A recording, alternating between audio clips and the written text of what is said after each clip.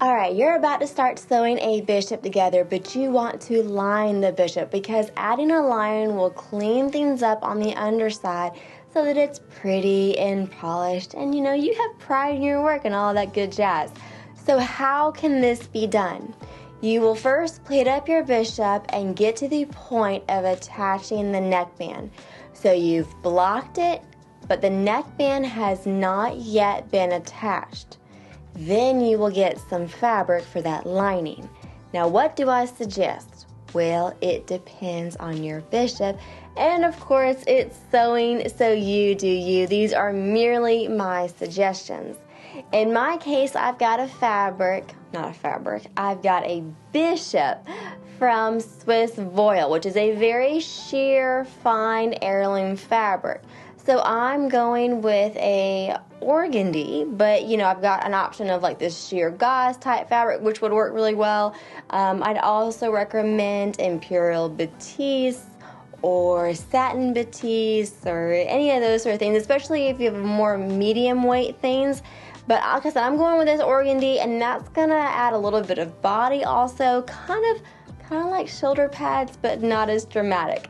You could do satin batiste, Pima cotton, imperial batiste. Especially if your bishop is from a medium weight cotton, I think your options open up a little bit because you don't have to worry about the lining showing from the right side of the garment, right? Because it's not as sheer and all that sort of stuff.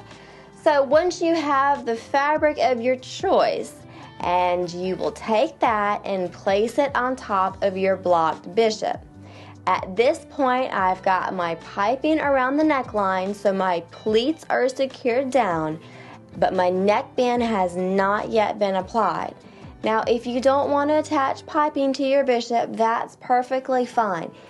Simply add stitching around that neckline so it acts as like a basting kind of stay stitching. It locks those pleats down in place. That's what we're after. The pleats need to get locked down in place, at least. I don't know, I'm coming up with this method, but it worked out for me. So I'm orienting this lining fabric so the straight of grain is along the center front of the bishop.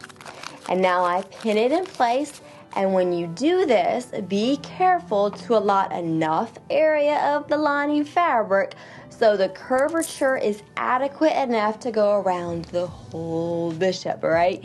You don't want to be skimpy on your lining fabric and then it pulls on the bishop. So just make sure it's all good. You give enough so it's lined right. So there's a few different routes you can take to finish the raw edge of the lining, that bottom edge.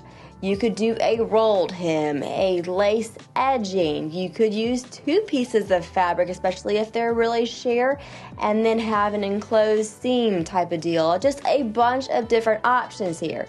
With the vibe of the bishop that I've got, I wanted something just felt a little bit like kind of raw, like authentic, if that makes sense. It's a sheer, gorgeous voile paired with organdy, so I thought, let's do a little silk tape, why don't we, right? I don't know if that makes any sense to anybody.